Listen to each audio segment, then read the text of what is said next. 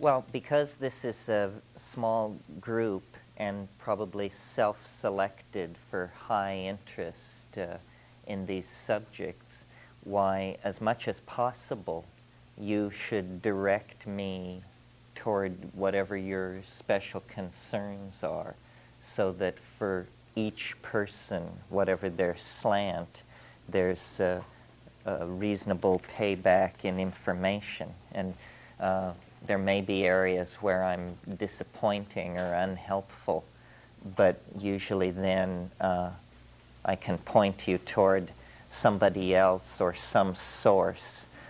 The first thing this afternoon, I'll bring in some books to show you 10 or 15 source books that would help you in researching any aspect of this, whether you were interested in it academically or for personal spiritual growth or whatever. It's very important to be informed. I mean, this is an area where it's very hard to bluff it because, you know, on one level, it's a branch of medical science. I mean, what we're talking about is folk pharmacology. And you really should understand certain things about pharmacology, certain things about physiology, because your life may come to depend on it in some situation. I mean, it's not casual, you know. You want to be able to assess risk and make intelligent choices. So what I usually do in these kinds of situations is go around the circle and try to get a feeling for the backgrounds, the interests, and the concerns of whoever is here, and then tailor what is said afterwards to the needs of the group. So why don't we just do that, and you can tell me, you can tell us your name, and then your particular concern or what you hope to get out of this, just something which will give me a basis then for structuring what comes afterwards. So why don't we go around in good Punpo shamanic fashion, counterclockwise. Sorry, but it was you or this poor soul. Now he can bake and consider which was worse. Well, my name is Carolyn, and I'm interested more in the herbal lore and the herbal outlets for the purpose of medical use. I'm interested in Chinese herbology and Western herbology. I don't know what else to say. I haven't had my coffee that much. Well, that's pretty good. That pretty much covers that. How many of you are CIIS students? And now that everybody is here, how many will write a paper for this course? So 3. Okay. Yeah. My name is Brad, and I'm interested in the psychedelic experience and how mankind has used it throughout history and what it's done for us. And I'm interested in herbs and plants in general. I don't know a lot about them, but I'm interested in studying them more and learning a lot more about them, and just present and future applications of how we can heal ourselves and help ourselves spiritually.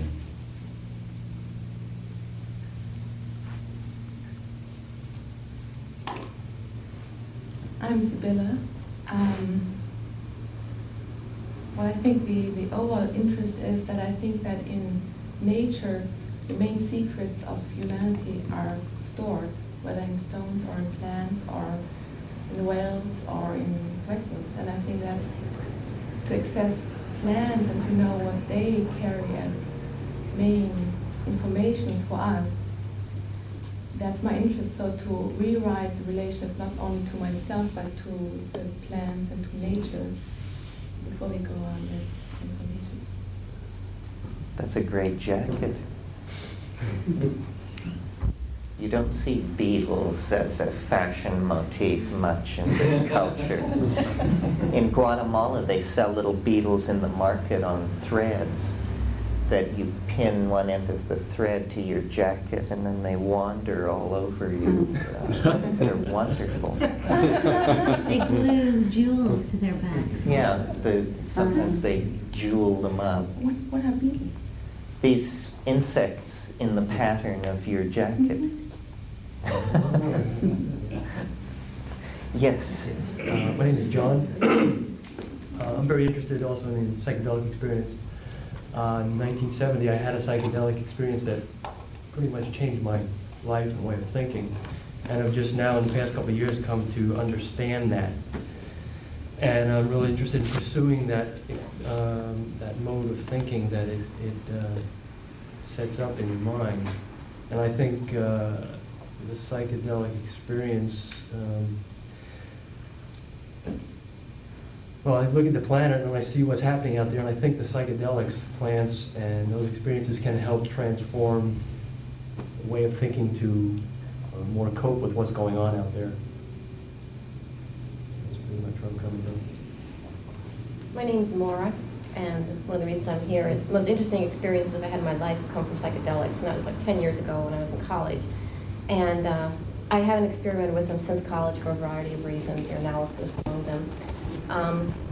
And I've decided in the past couple of months I've just gotten interested in the subject again, and I want to find my own source of psychedelics, and if it means growing them by myself in my garage or whatever, that's the way it's going to be, or going out of the woods to find them. And I thought this seminar might point me in some right directions. My name is Marge, and I feel I'm interested in the experience, and I'm somewhat of a late bloomer because it's only been a couple of years ago that I first experienced some psychedelics, and I'm definitely interested in the personal transformation involved there. And I heard you talk one other time, and I'm just generally interested in anything you have to say. Where did you hear me talk? I think it was at the Whole Life Expo In LA. last year on the I Ching. Oh, uh-huh. Man, if you came back after that performance, you are dedicated. Remember that? I do. Yeah. Good. Well, welcome. I'm Tom, and I had my first psychedelic experience in '69 when I was 9. Oh, God. So that, you remember the Halloween candy? So that pretty much set the stage for my ongoing interest in altered states of consciousness.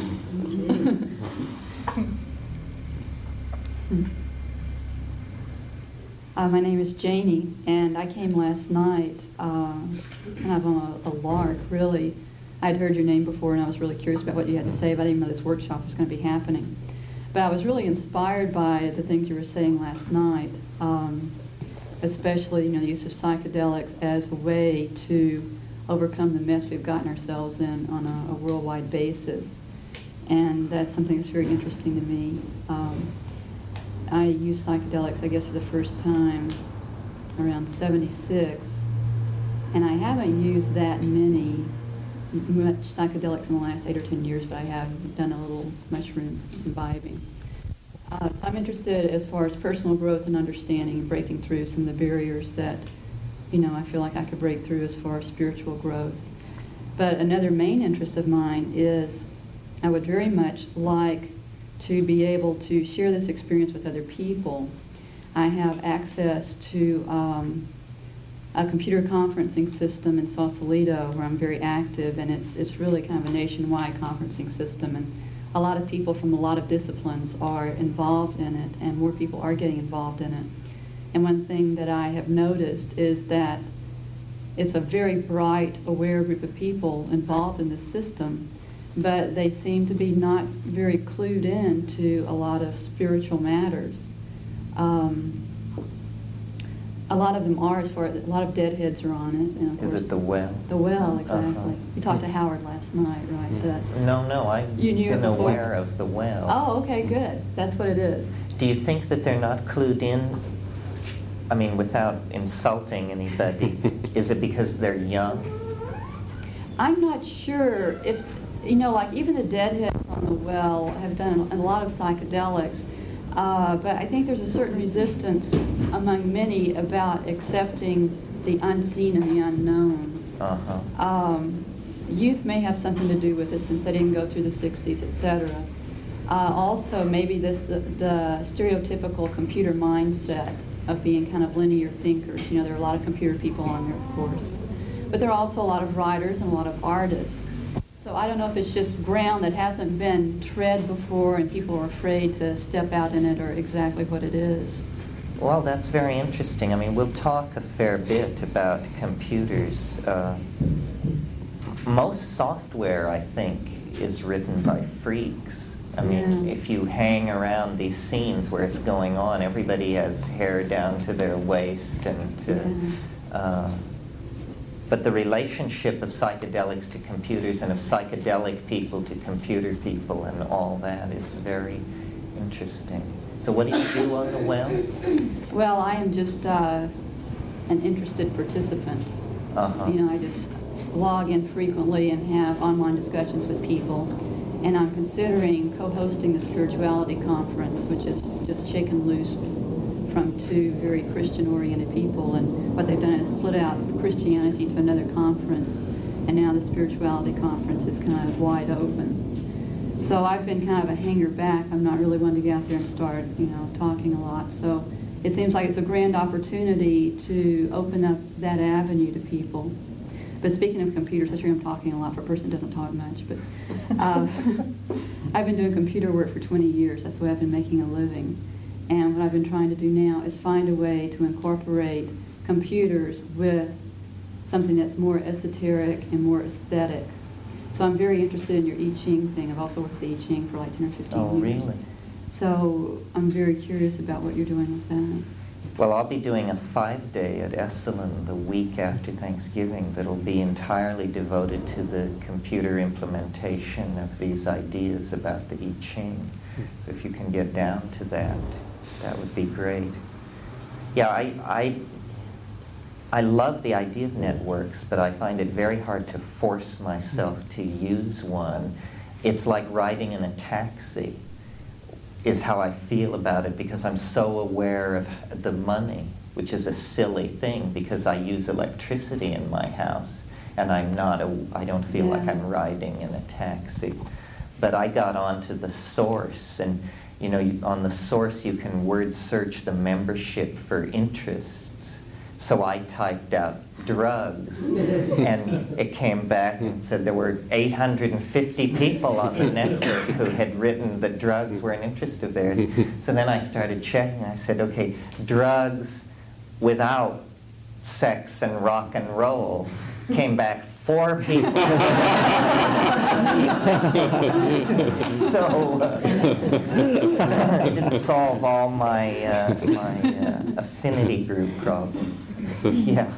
My name's Toby, and I think we have a mutual friend, at least one, Terence, Nina Wise, who has been urging me to hear you at the first opportunity, because she says that you have a very original perspective on things. So that was one reason I came, and then after hearing you last night, I'm particularly interested in your ideas on the social implications of these psychoactive substances, and those as an instrument for social change.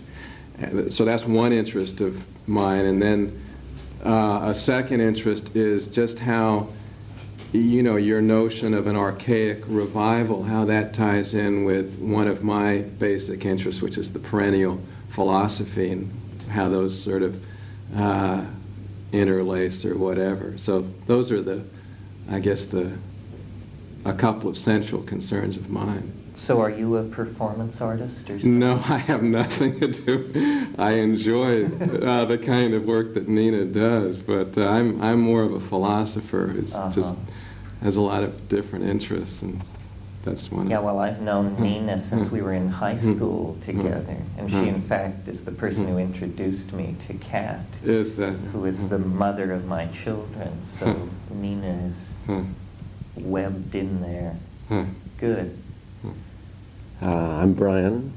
We've been recording and working with Terence for a number of years. And this is the first time I've heard him bad rap sex and rock and roll. I don't know.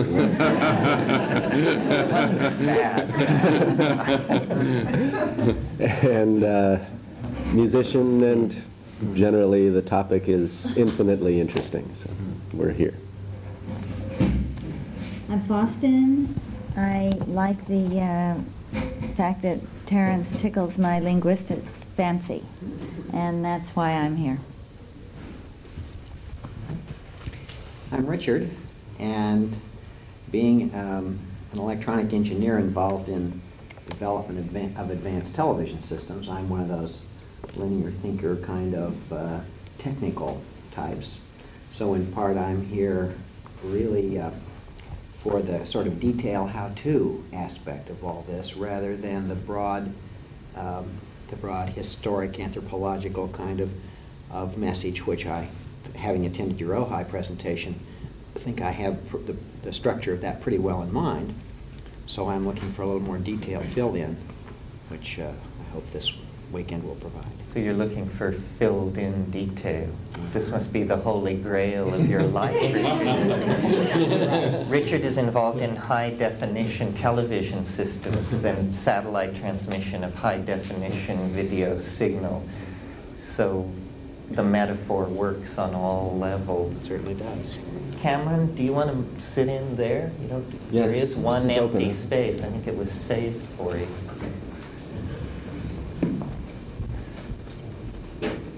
I'm Curtis, and I recently moved to the Bay Area from Austin, Texas. So it's sort of like coming back home. This was originally from California.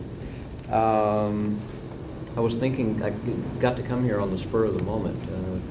Came to the lecture last night and were really committed to do something else today, and got home and there was a message on the answering machine saying that had been canceled, and so he said, "Yay, we can go hear Terence." And I was thinking about, why do I want to do that? And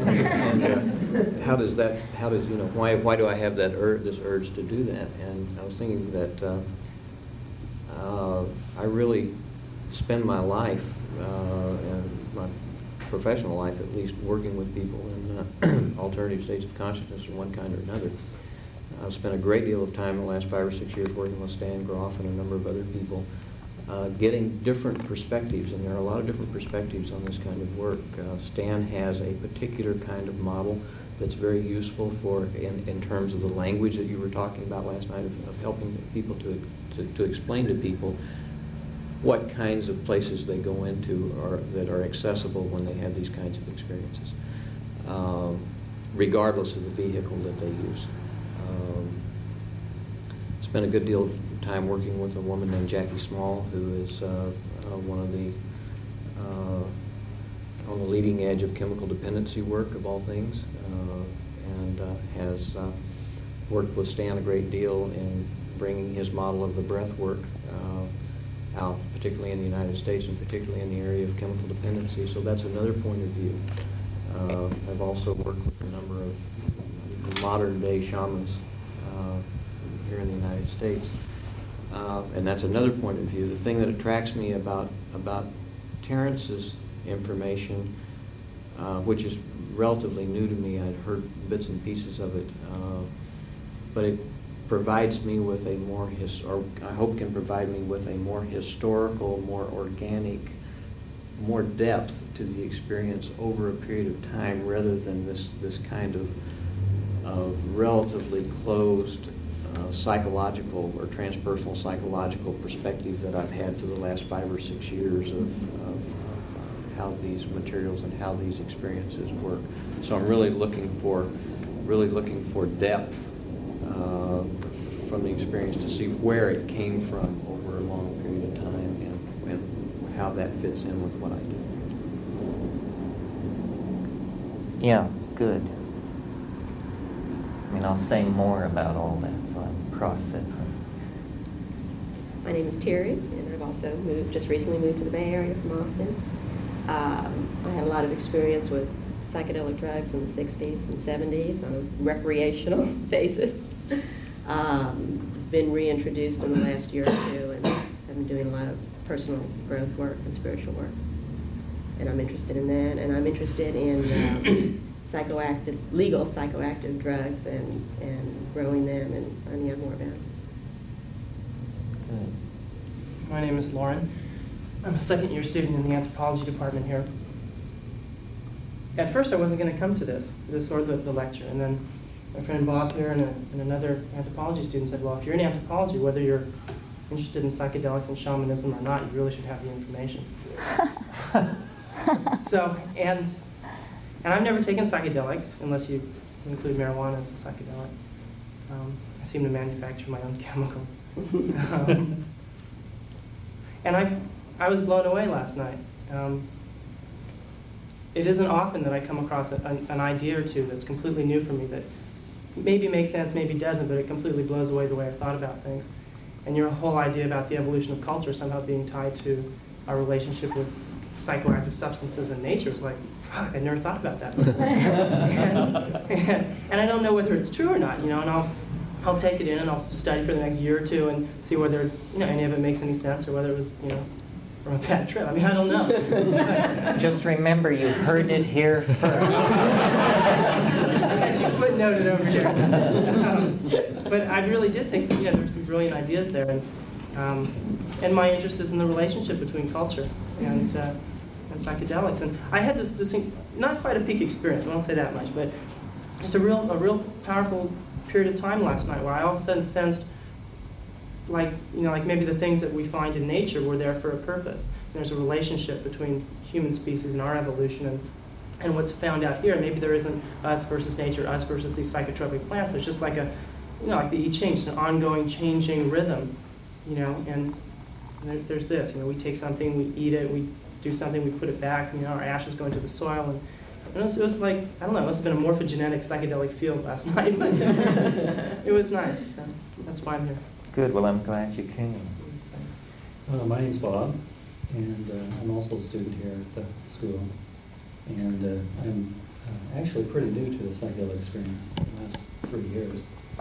And for me, it's reached a point where I would like to, I've reached a point that most of the work I've done is by myself. So I'd like to reach a point where I can start to find maps or pathways that can help me to direct myself toward the spiritual, more of a spiritual understanding. And very interested in shamanism and how this ties to psychedelics.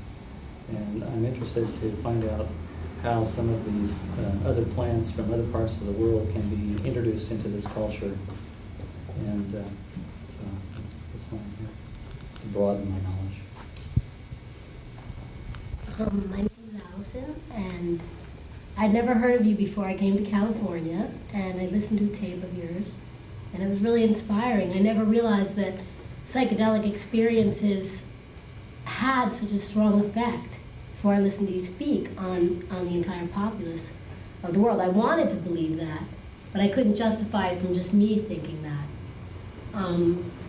And the lecture last night was really good. It took me a really long time to go to sleep, and usually I'm a person that hits the pillow and crashes out. I'd also like to find out more about pterodactyls, because I've had problems with other prehistoric beasts before, not particularly those, but, and because I'm an artist and I want to find out more how to use psychedelic experiences to propagate art. Propagate art. Good. I'm also interested too in how we can go about inviting people that have a wall up against using psychedelics for growth, like family members. How possibly you can get them. I mean, if there's any ways you know of coercing them into something they might not normally feel comfortable doing. I have one member of my family that's interested in trying things, but because they're illegal, just can't justify it. And I want to know if there's any way or any place that it is legal, or that you know of helping other people find that way. Yeah, well, it's a really intense issue for people, and telling someone that you think they should take a psychedelic compound for purposes of spiritual growth is usually going to set off some kind of very strong reaction. I don't need it, is what I... Yes, or you're saying I'm screwed up, or you're trying to poison me, or you're screwed up, or you wouldn't be saying this, these kinds of things.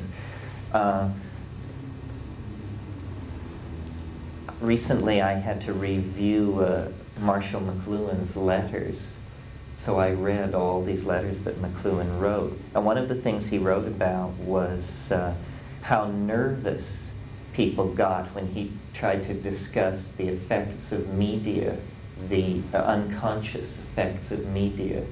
And he said that people who were raised in the tradition of phonetic alphabets were tremendously nervous about having the machinery of reality examined.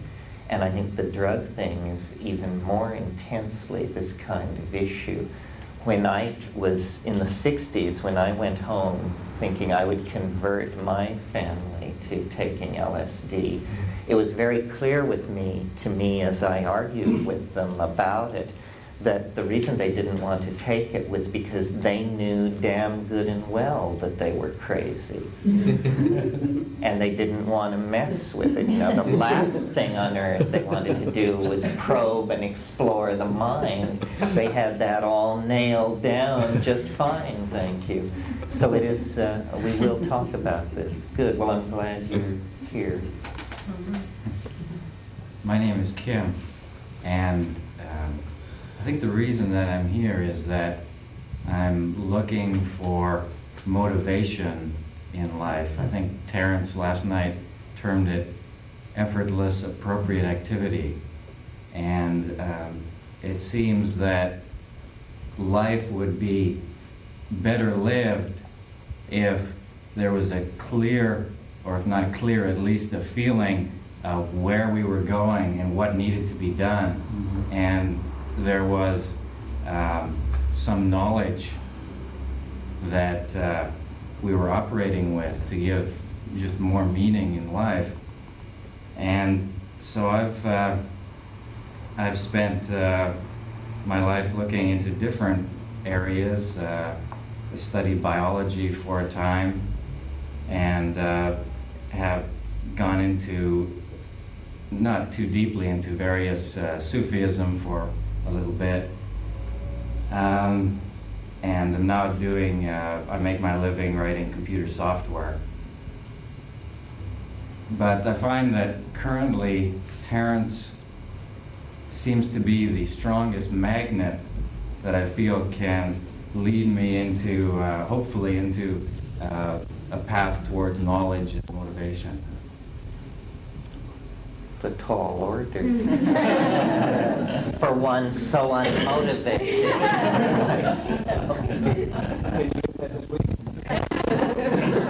Don't make bet on it. Don't bet the baby. It's only 40 seconds away from it. True. And one federal felony.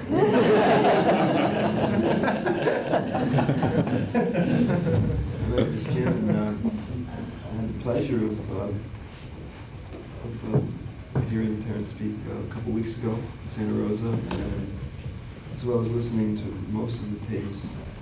And I was really interested in the idea of the diets of some of the shamanic cultures that apparently are very rich in different precursors of brain chemicals. And And I had also heard about MAO inhibitors that were really dangerous with certain amino acids in the system. Something about fasting before that, so I'm interested in that, and I'm happy to hear you talk. And are you an MD or? No. No. Yeah, well, we'll talk about diet and MAO and all that, I'm sure.